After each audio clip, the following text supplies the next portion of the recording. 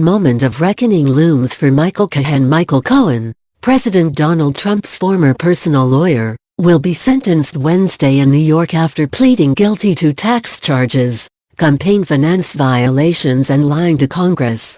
Federal prosecutors have suggested a sentence of roughly 42 months, even after Cohen asked last week to be spared prison time for his cooperation in special counsel Robert Mueller's Russia investigation. Prosecutors said he should serve a substantial prison term after trying to buy the silence of two women who said they had sexual affairs with Trump, for evading federal income taxes and for lying to banks. Mueller took a softer approach in a separate sentencing memo, crediting Cohen for correcting his lies to Congress about plans to build a Trump Tower in Moscow and for going to significant lengths to assist Mueller's investigation of Russia-related matters that touched on Trump's 2016 presidential campaign. Did Michael Cohen disclose every crime he knows about? How Trump's explanation of his role with Cohen, hush money payments changed, 5 bombshells from the Cohen memos, including information he's given Mueller. Feds, ex-Trump lawyer Michael Cohen should get substantial prison term. Manhunt for shooter in deadly French Christmas market attack. Hundreds of security forces have been deployed in the manhunt Wednesday for the gunman who killed 3 people and wounded more than a dozen at a Christmas market in eastern France the previous day. France, where most of Europe's worst terror attacks of recent years took place, raised its terror alert level to emergency attack with reinforced border controls and heightened security at all Christmas markets in France to avoid the risk of a copycat attack, French news agency AFP reported. The assault came as France has been beset by 4 weeks of protests against President Emmanuel Macron, and police forces have been stretched by fighting, rioting and other protest-related unrest. Stéphane Maurice, an official from the FGP police union, said the suspect was shot and wounded by soldiers standing guard over the Christmas market, but he was still able to escape.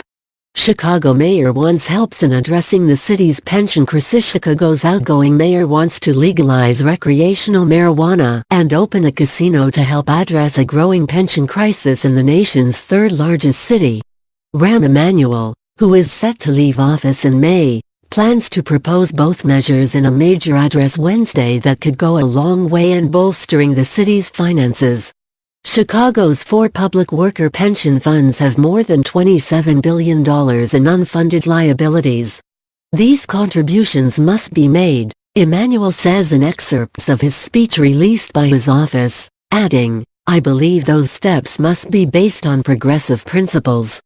South to battle bitter cold for another day. Temperatures will dip into the teens and 20s across most of the southeast on Wednesday and could complicate the morning commute after a deadly, record-breaking storm dumped as much as 1-2 feet of snow across the southern and central Appalachians.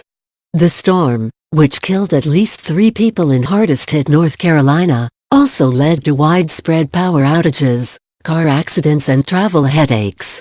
While another sprawling storm is forecast to hit most of the southern and eastern U.S. later in the week and into the weekend, almost all of the precipitation that falls should be rain, not snow or ice, according to AccuWeather.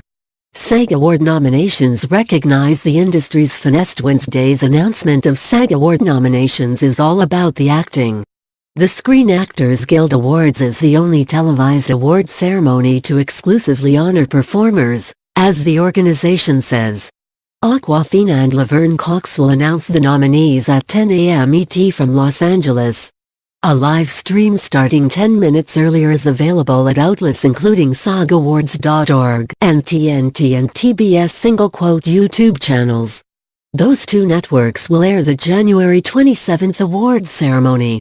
Last year's lead actor winners were Frances McDormand for 3 Billboards Outside Ebbing, Missouri, and Gary Oldman for Darkest Hour,